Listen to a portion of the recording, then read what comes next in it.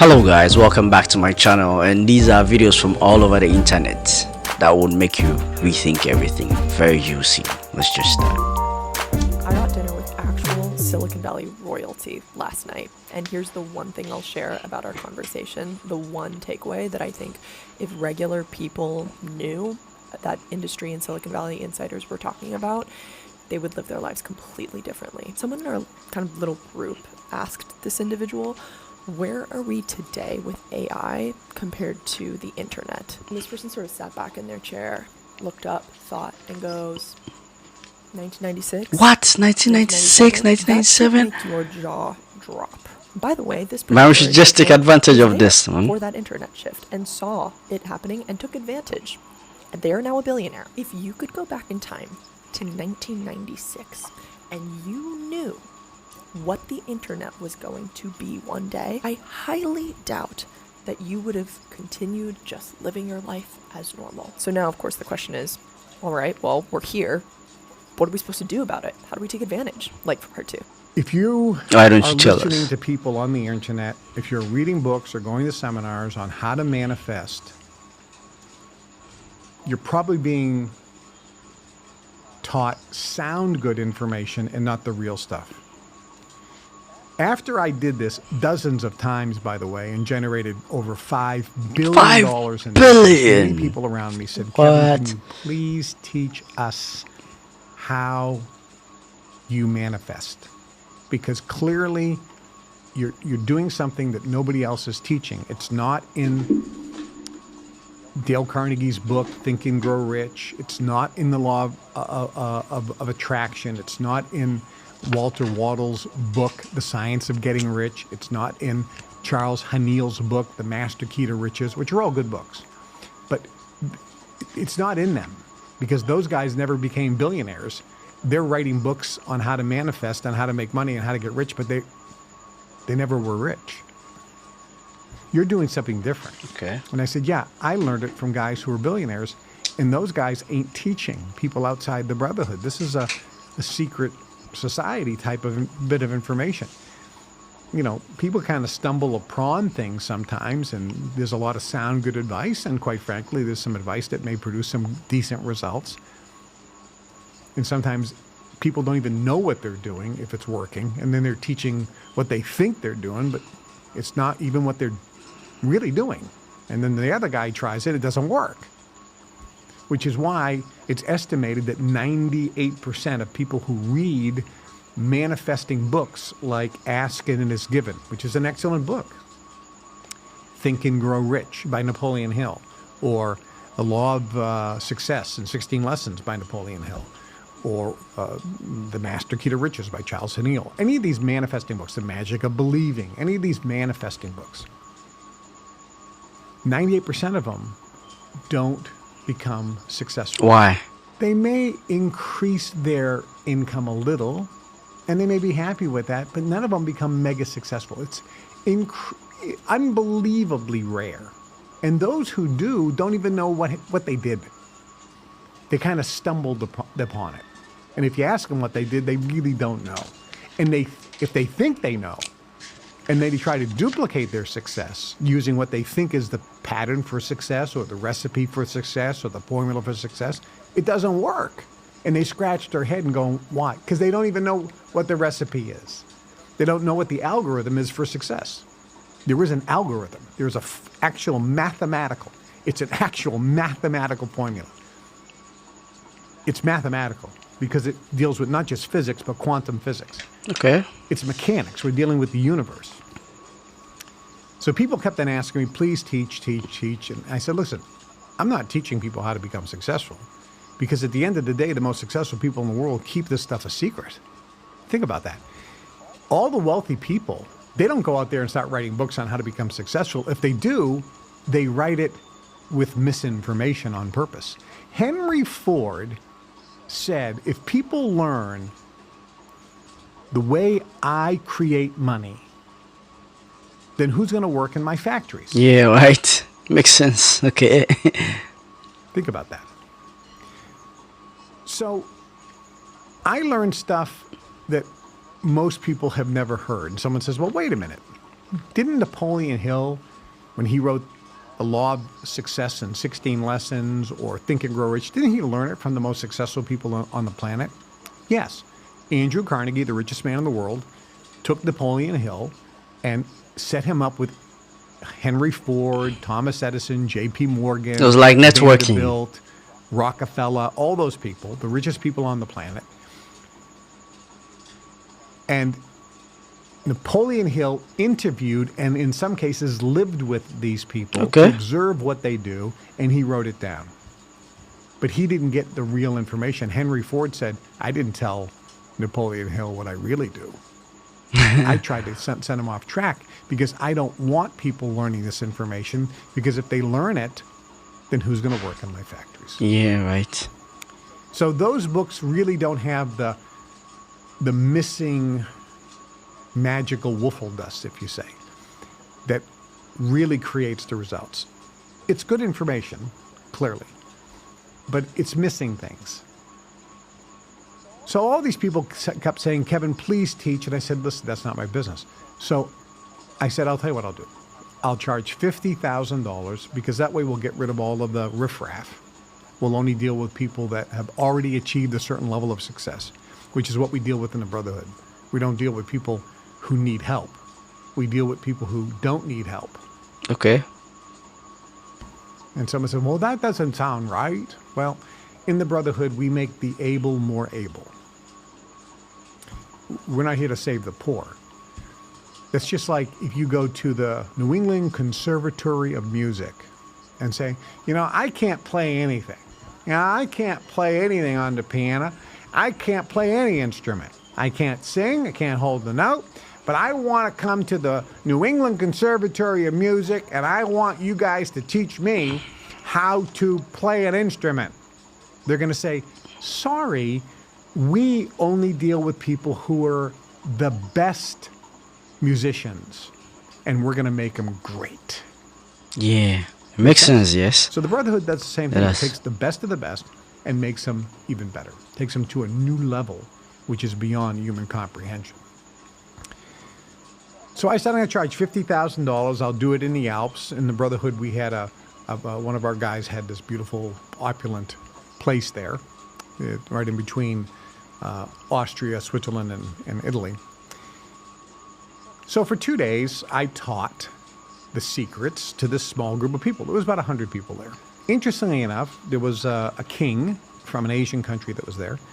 There were other members of royal families there. There were billionaires there, major politicians that were there as well, because they wanted to hear from me because of my involvement in the Brotherhood. They knew me. In some cases, we knew each other personally. Otherwise, we just knew each other by name, and they knew of me. So they went, and I recorded that seminar. And that's what this is, Your Wish is Your Command. I recorded it 14 hours. Then I went into the studio, cleaned it up a little bit, added some things in the studio as well to put together this package. It is the finest manifesting course of all time. It is the #1 most organized and systematic, step-by-step method on how to manifest goals, dreams, and desires, revealing information and techniques that aren't in any other book anywhere. When a person breadcrumbs you, they offer small, inconsistent signals of interest to keep you emotionally invested without any intention of deepening the connection. These gestures might come in the form of sporadic texts, vague compliments, or occasional plans that rarely materialize. At first, it may feel like they're genuinely interested, but busy. Yet over time, the lack of effort reveals a pattern of manipulation. Breadcrumbing often leaves you questioning your worth, second-guessing their intentions, and starting the cycle of waiting for more. Recognizing this behavior is key to breaking free and prioritizing relationships that offer clarity, consistency, and mutual respect, which is what you deserve. Be sure to look for signs of consistency, reliability, and emotional safety to avoid becoming trapped in a cycle of manipulation. Yeah, right. True. Have you ever noticed that distance eliminates envy? which is why oftentimes strangers support us more than friends. It's difficult for people to grow up or surround themselves with someone who have the same interests, potentially similar skill sets, and not receive as much in life. There is nothing more dangerous to any individual than jealousy and envy, and nothing will destruct a man quicker. The key is that your inner circle should not have a revolving door, and when you win, you should not mistake flattery for trust. How people defend you and treat you during good times shows you little bit about their character, because anybody can treat you kindly when they need you. The way you know that you can trust somebody is the way that they defend you when you're down, when you don't need them, or when you're going through a rough patch in life. Those are people that you need to keep close. Create a persona of helping people when you don't need it, and being honorable and defending others who defend you. Google just replaced podcasters with one single tool. It's quite shocking, but I have to show you. So go to notebooklm.google, create a new notebook, and here, as you see, you can add any sources: Google Docs, YouTube links, articles, whatever you want. So let's, for example, create a podcast about the new ChatGPT search. Find an open article, copy the link, paste it right here. You can also customize what they're going to talk about. And when you do, hit generate, and let's see. Check the outcome. Diving into ChatGPT. Yeah, should be a fun one. Definitely. We're going to be looking at this article from Search Engine Journal, it's called. What is ChatGPT? Yeah. And how can you use it? Question mark. So Yeah. December 2022. So this is right when ChatGPT was really first making a splash. Right when it hit the scene. And, you know, everyone's heard of ChatGPT now, I feel like. But what we want to get into today is, you know, how it actually works. Yeah, get under the hood. Why people are kind of freaking out about it. Yeah, exactly. And how it might change the way we even search for information. So Right. pretty big stuff. Yeah, I mean, I literally tell everyone about this YouTube video because it truly did change my life. And it is How to Get Rich by Naval Ravikant. Now, it is a 3.5-hour video, so if you don't have time for that, I did summarize it, so I'll put the link in the comment. But these are the 4 big lessons that I learned from it. Number 1 is leverage is everything. I grew up thinking I needed to trade my time for money, so oftentimes that you are paid by the hour, or even if you get like a corporate job, you're paid a salary. He argues that true wealth comes from leverage. And so what this means is you're using tools like technology, media, money in order to scale your effort. For example, it might take you 10 minutes to produce one piece of content, but then you can leverage technology to take that content and post it to multiple platforms. So the time it takes you to produce that video may only be 10 minutes, but you're leveraging technology to multiply your presence so that more people can see it. Lesson number 2 is authenticity beats competition. So he argues that you can actually beat your competitors by being yourself. And what that means is if you are able to lean into your strengths, things that you are good at, then you are naturally going to be able to offer your own unique proposition. And we see this a lot on platforms like TikTok because the videos that do well are people that are being authentic in their own lane, that are talking about things that they are passionate about or they understand. Lesson number 3 is that compound interest applies to everything. He argues that it applies to relationships, to habits, to your physical appearance. Like any small action taken over and over again will lead to massive growth. And lesson number 4 is that real wealth is about controlling your time. It's not about working more hours or having more money. Real freedom comes when you can do what you want when you want. Billy Carson is attempting to sue me. Predominantly, from my research, I discovered that a lot of information from the Enuma Elish and the 7 tablets of creation is in Genesis. A lot of the creation story that comes into Genesis, almost word for word from the Enuma Elish and the 7 tablets of creation. So what are the parallels there? Separated the waters from the waters, for example. That's in the Enuma Elish, and that's also in the biblical text. For those of you who don't know, I was invited to interact with Billy on a podcast that he agreed to come on. It was not his podcast, where he was notified beforehand who I was and what we'd be talking about. After that debate took place, Billy attempted to suppress the footage. That didn't really work. I've released clips from that conversation. Well, Billy does not want you to see those clips and has sent me a cease and desist letter. I was really hoping that this could be an opportunity for Billy to learn, to see the major errors that he's been repeating and turn this into a learning experience. I even offered to follow up with Billy in order to show him how and where he could find accurate and credible resources in order to make sure that what he was saying was verifiably correct going forward in the future, so he and his audience could learn and proceed knowledgeably. Billy did not agree. But unfortunately for Billy, agreeing to a debate, losing that debate, and feeling embarrassed about that loss does not constitute legitimate grounds to litigate. Billy, I will agree to all the terms and conditions of the cease and desist letter that you have sent me if you agree to run it back, sit down with me in person, and have another discussion. This is my formal response. Being in prison, you can't even feel sorry for yourself. Like, I didn't have time to do that. I had kids to feed, I had family to take care of, I had my health issues, so there was no time to be weak or to be like, I'm not out. We just fought the case and did the right thing. Yeah. Me, as a ghetto youth, I'm used to disappointment, so I don't get excited too quickly. Like, it's never over till the fat lady sing, right? So I waited and waited. After the conviction was overturned, it took like 2 months, maybe 3 months, for us to finally get out. And I didn't even move. I was sitting in this position, with the legs crossed in my cell. I was listening to the radio. And then I was also talking to my lawyer on my cell. In my cell. God damn. Yes. That wordplay. Yeah. He was like, yo, I think this is it. And I was like, okay, I'm going to put my clothes on. And I hung up. And immediately as I hung up, it was like an earthquake because it came over the radio. And everyone in the prison was listening. When they hold the bars and shake it, just imagine 2,000 people shaking the bars all over. So it was rumbling. That's when I knew, like, yeah, this is it. World boss. I jumped up. Boom. They came for World me, boss. packed and left. Matter of fact, I didn't even bring it. Gaza. I left everything, because they have guys there. So it gives sneakers and stuff, my TVs, just give it away and left. Yeah, man. That's why when I came out, if you know, I don't have anything in my hand. I literally came out like this. Yeah.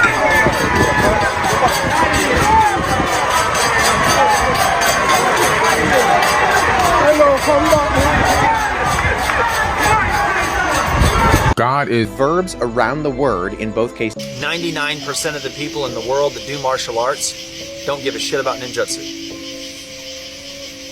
You know what I mean? Most people do. She looks like a woman. Is it a man or a woman? Or some form of karate do or whatever. I mean, we're talking 99% of people in the martial arts community thinks ninjutsu is a joke. Only the people in the ninja community takes ninjutsu serious. Nobody outside of the ninjutsu community really takes ninjutsu that serious. They think we're dressed up as black in black outfits and we're running around at night, LARPing. To a certain degree, we are dressed up in black running around at night having a good old go, you know what I mean? But we're not doing it because we're trying to be some sort of cosplay or something like that. We're doing it for a reason. See, what separates ninjutsu, the beautiful thing about ninjutsu, as opposed to, like, say, karate do or aikido or judo, is that our specialty lies in things that they don't. This may sound controversial, but no one is going to convince me that humans made this. This is an Apple chip under a microscope. Decide for yourself. Fallen angel technology.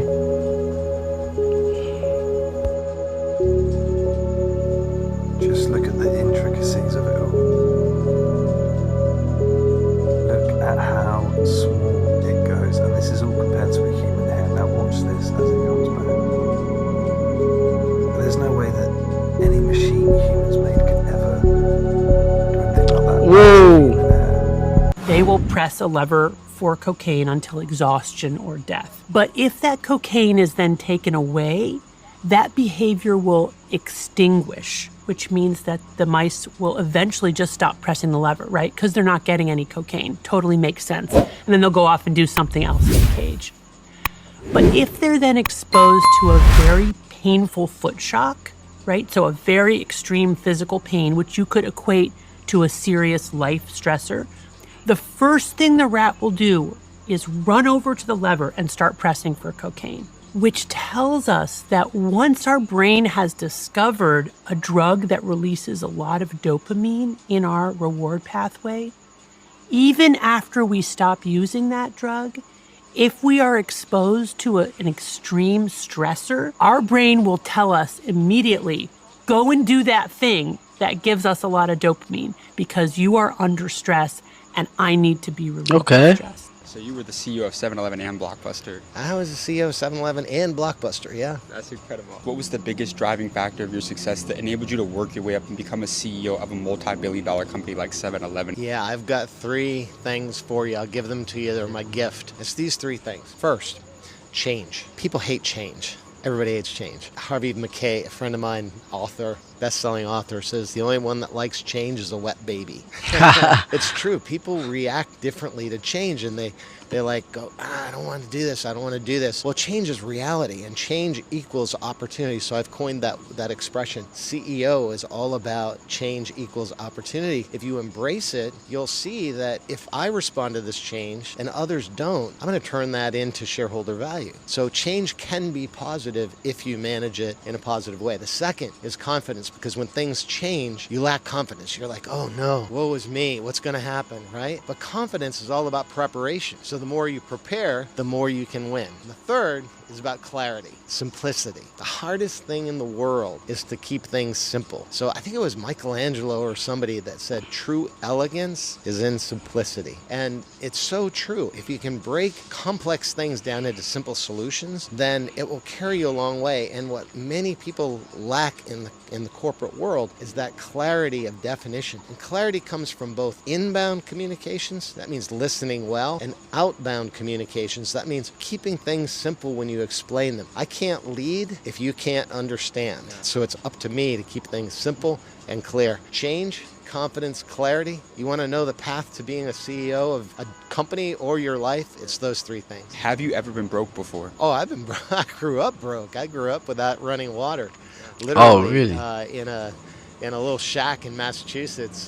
Been very broke. We had government surplus cheese, which I thought was the best cheese in the world, those big blocks of cheddar cheese that Mom would bring back. But yeah, I've been broke. When I first started my career, it was hard to make bills at the end of the month. You know, it's like, what doesn't get paid this month? Yeah. So I know the feeling. What has been the most amount of money that you've ever made in a single year? I can't tell you that. The IRS.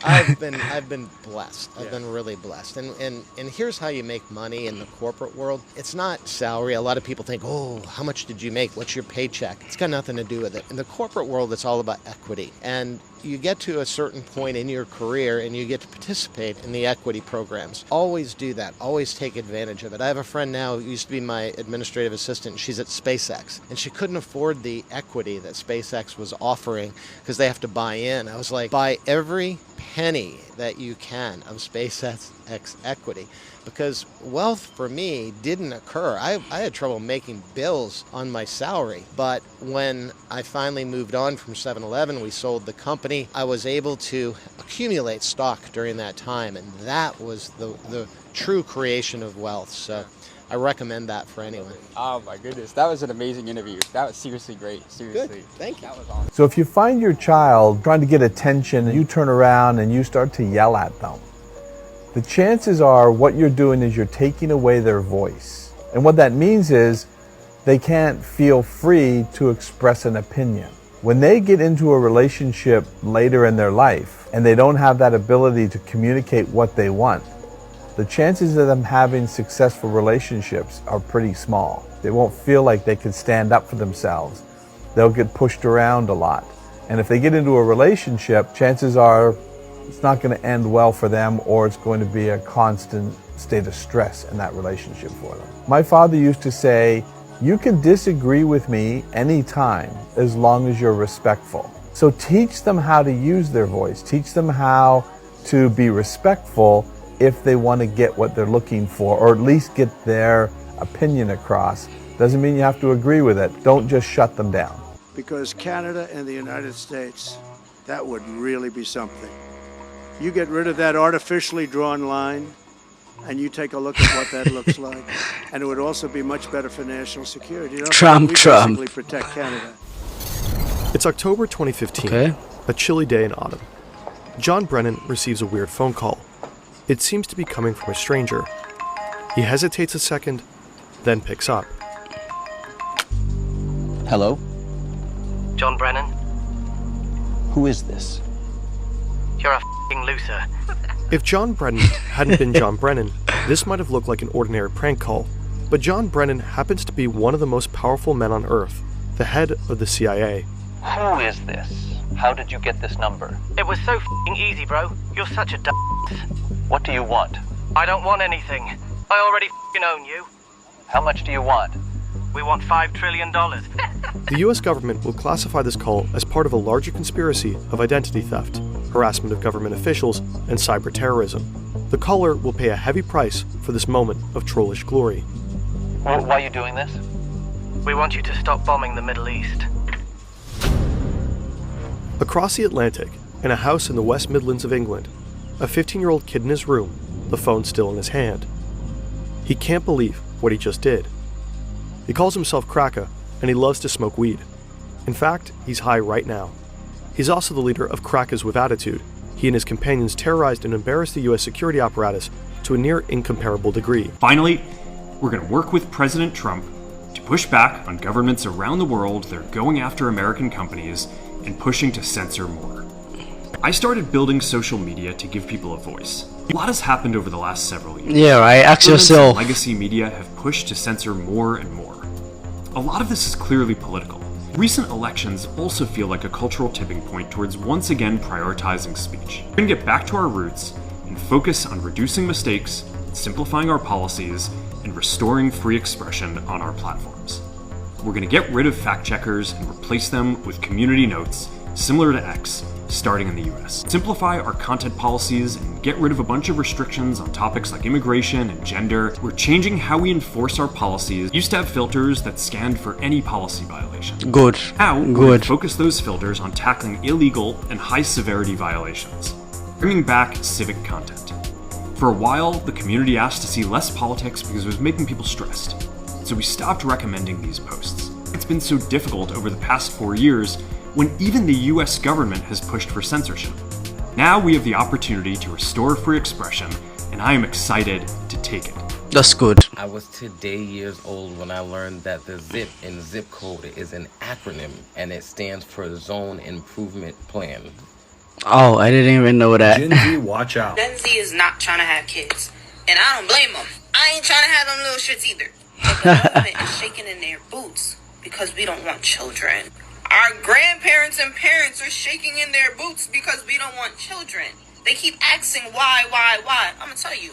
Probably because we can't afford to. But it actually is a lot worse than that. This is Sasha Roberts. She's a Gen Z teacher in Brooklyn. And what she said about having kids is shocking. And it sums up a lot of her generation's feelings about it. The world is just too messed up. She said, I would be raising them in a world that is essentially dying, which is kind of hard to grapple with emotionally. And Gen Z has been traumatized by lots of things. Coming of age during a pandemic, climate crisis, global conflicts, and now they're considering if children is even right to bring into this world. This is Lindsay Weiss, a law student, and they said something very typical about the generation's feelings about having children. As a 26-year-old law student who identifies as queer, they said they're very depressed about the prospect of having kids. I wonder about the ethics of bringing a kid into a dying earth. That kind of stands in the way more than anything else. Well, aware that there's only 60 years of agriculture. When a woman is ovulating, she's more likely to choose a bad boy. And if there's two similarly attractive girls in a nightclub and you're watching them dance, you are more likely to be drawn to the one that's ovulating rather than on her period. If you film people in a nightclub dancing and ask men to rate which women they find the most attractive, you will find that those women are mid-cycle and ovulating. How do they know? How are they able to identify that? Something to do with like the hip movements and the swaying and even gait, which is the way that you walk. So something changes around that time and men can perceive that on a sort of unconscious level. Really? So all men have this skill? Yeah. I don't think we know this, that we have this skill. Trump once again has talked about the idea of now a merger between Canada and the United States. You would dismiss that as a joke. At what point do you say that that's no longer a laughing matter and something that should be taken with quite a bit of seriousness? Well, I know under my watch for Ontario, it'd never be for that at all. We have the greatest country in the world. We have the greatest province anywhere. Any sub-sovereign nation is Ontario, and the rest of the provinces as well. Do you think he's joking? We would, you know something, to the president, I'll make him a counteroffer. How about if we buy Alaska, and we'll throw in Minnesota and Minneapolis at the same time? So, you know, it's not realistic. I know he likes making these comments, and he likes joking around. I take that seriously. He may be joking, but under my watch, that will never, ever happen. The tax collectors were literally the opposites in terms of the political spectrum from the zealots. So the tax collectors are talked about very unfavorably in the Gospels and in a lot of Jewish literature from this time because they were the sellouts. Not only were they seen as working for Rome, but they were actually collecting the money from the people that was funding the occupation. There was lots of political turmoil in the first century, which is why when the Pharisees asked the question to Jesus of should you pay taxes to Caesar, it's not actually about taxes, it's about moral compromise. There were a number of uprisings immediately after Jesus' death, and the one that really hit its peak culminated in the destruction of Jerusalem. So the Romans go in 70 AD, and they say, we've had enough of this. They sack Jerusalem, and they destroy the temple. So the temple in Jerusalem is destroyed in 70 AD and never built back. So that's the Temple Mount that the Dome of the Rock is on right now in Jerusalem. Give a woman the world, and she will give you a divorce. Give a woman what she deserves, and she calls her parents and says, I found the right one. He's an adult. He puts me in my place. He's going to take care of my kids when I have kids with him. They need fair. The father is fair. When the father's not there, it's chaos. When the father's not fair, it's chaos. They need the most rare, and the most rare is the most fair. This was the world's first experiment that proved the air has weight and it exerts a compressive force on everything around us. It was conducted by a German scientist in 1654 where he created two hollow hemispheres that fit tightly together and then removed all the air from inside through the valve. With the vacuum inside, the hemispheres were held together solely by the surrounding atmospheric pressure, and even 16 horses couldn't pull them apart. However, once the valve was opened to let air in, they were easily separated. I bought my car, I bought my first car, an AMG GT 53, and everybody had these nice, like everybody cars was pretty nice at the time. Right. And it's just rolling in. First of all, we're in a white neighborhood. Yeah. It's just like 6 black kids in this big ass house. Cars coming in, they loud as shit. Speaking in the backyard, loud as shit. We filming these videos, it's just so loud. We actually had a note one time, I would never forget it. This note came on our door, and it said, I forgot what it said, but it was along the lines of like, they said that we know there's drugs and like cocaine coming inside of here, and like they know that like we gotta be selling drugs. White neighborhood, right? So they had called the cops. They wrote a note to the cops, and the note brought it to us. And the cops brought it to us, and then they read it. It was online. It was, oh yeah, they got drugs, fancy cars. There's got to be something skeptical going on there. And I'm like, oh my god. There was one time they was getting so angry. I gave them a gift basket, and they were upset about it. It's like I was all recorded, and they were upset about it. And they said I was like, I'll be broke in 5 years and stuff like that. Right. And it was crazy. Wow. Yeah. So what about your neighbors? Hated us. What about now? We don't got no neighbors. Oh, okay. Like, yeah, we don't got the way our thing is set up. We have the best. I think we have the best view in Georgia. Like literally the best view. We can see Atlanta. We can see the whole sky view. But we don't got any neighbors, so we could do crazy stuff. I read that, and I don't know if this is true, that you guys got evicted from in New York. Was it? Yeah. We did get evicted in like 3 days. How? Okay, so here's my theory. Okay, give me the theory. So the guy was selling that he was gonna sell spot. it. Yes. We was able to tell him that we'll rent it, and like we got to where we was able to move in. I think he knew who we were.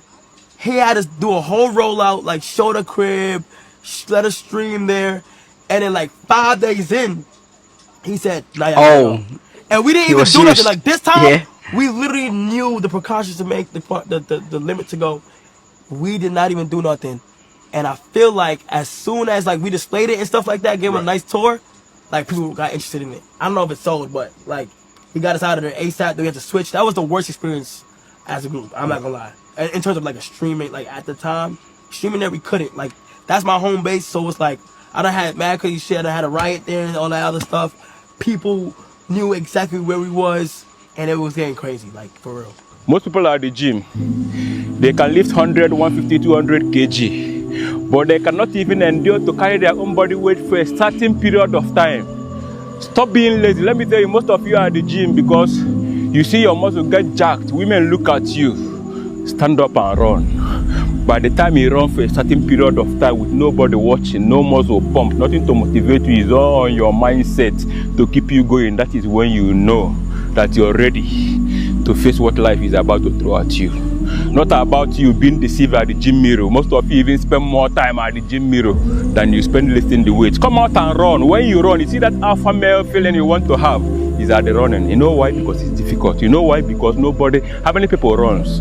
Everybody at the gym, deceiving themselves in the gym mirror. Come out and run so that you have the feeling of what it means to feel like an alpha male. Come out and run. Man, this video was so nice, so interesting. Some were very rare, and I mean, I think there was good information in this video. I learned a lot, and personally I think after uploading this video I'm going to watch it again, so I think I'll be the first viewer of my own video. So yeah, I mean, these were gems that I had to, you know, share. And don't forget to like, comment and subscribe, and also share with your friends, and also click on the notification bell icon so that any video that I post, you will be the first to get it. Adios amigos, and I'll catch you guys in my next video. Bye.